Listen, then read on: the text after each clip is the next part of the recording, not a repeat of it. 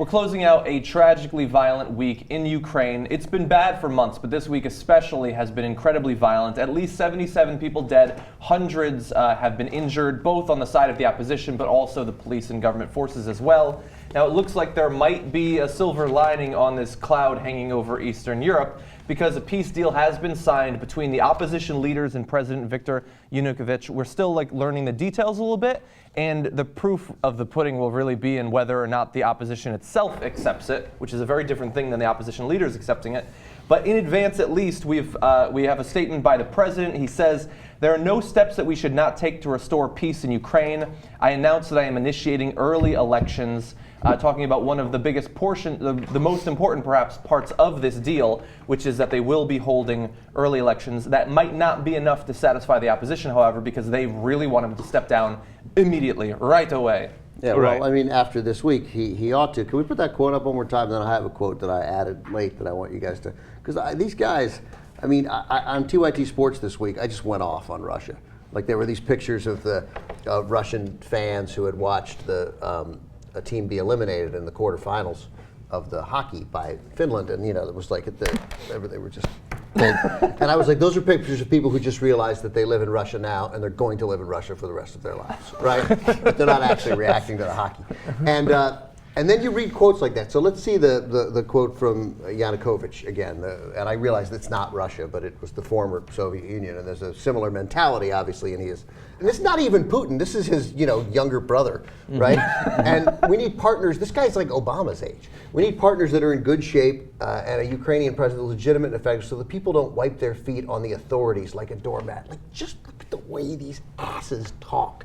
Mm-hmm. Like the authorities, they just instinctively. Yeah. Because Medvedev, the prime minister in Russia, he doesn't have a past with the KGB. This guy's my age. He was born in like 66 or 67, and he went to university. And he's a big scholar, and then he came up, and they still talk that way. And now put up the Yanukovych quote, the one that John quoted first, the first one, if we could, because they don't even know how to say the right thing. There are no steps that we should not take.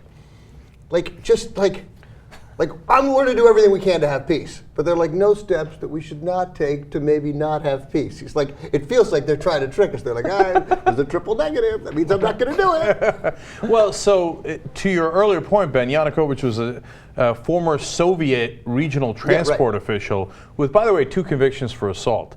And one of the scariest moments was when police went into the parliament building. They were quickly ejected, right? But when the police entered, it felt that there was a sense of like a takeover of the parliament by force.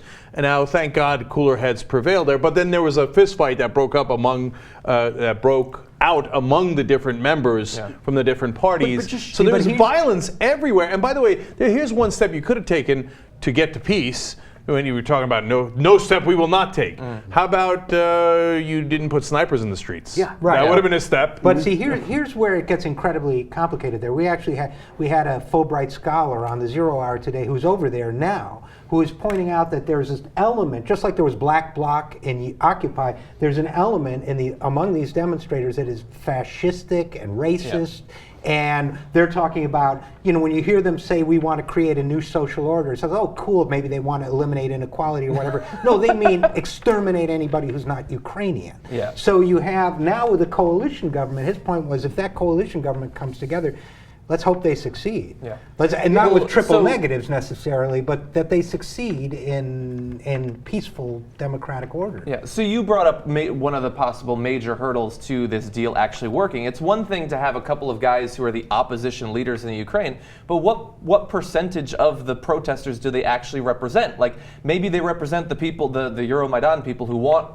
closer economic and legal integration with the EU, but do they represent the far right, xenophobic group? Probably not. I mean, this opposition is not one thing. It's a varied group of people who have very different ideas of what they hope to get out of this chaos. And it might be that the far right doesn't want it to end because they're getting what they want. The far right has already said they do not acknowledge this coalition government or the upcoming election. So to that point, Alexei Pushkov, who's the head of Russia's State Duma Foreign Affairs Committee, said, no, it's okay. The opposition is rather dissimilar.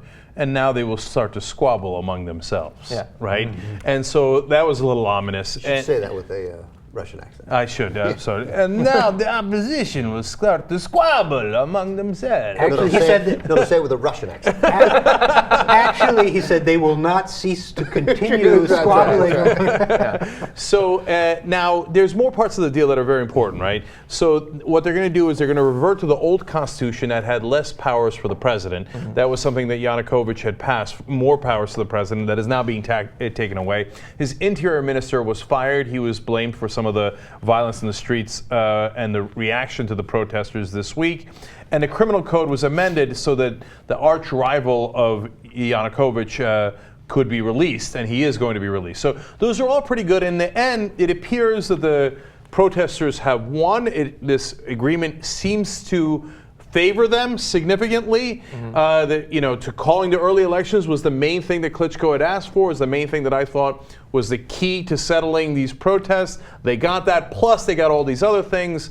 But yes, some protesters are saying, no, we don't care, we're going to keep fighting anyway. Yeah. The leader of the Polish contingent, and the Europeans were in there, including the Polish, trying to broker this deal. The Russians are not so happy about the deal. They seem to have lost, quote unquote, for now, right?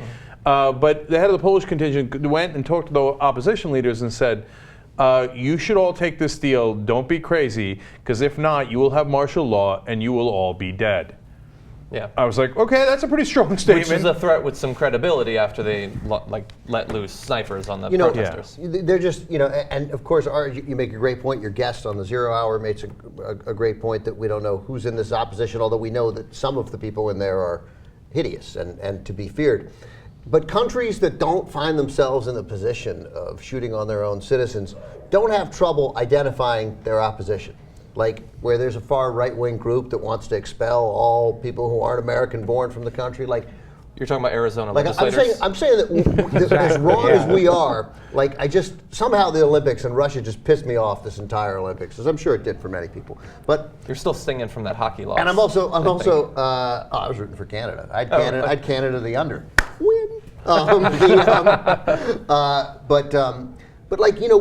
we know who the guys are. They're a threat. Right, but we don't have trouble identifying these secret people who want to kill everyone who's not a Ukrainian, and the countries that find themselves in the situation where you make a decision that, we're going to send snipers out on the street for headshots, for kill shots of people who are coming at us with shields.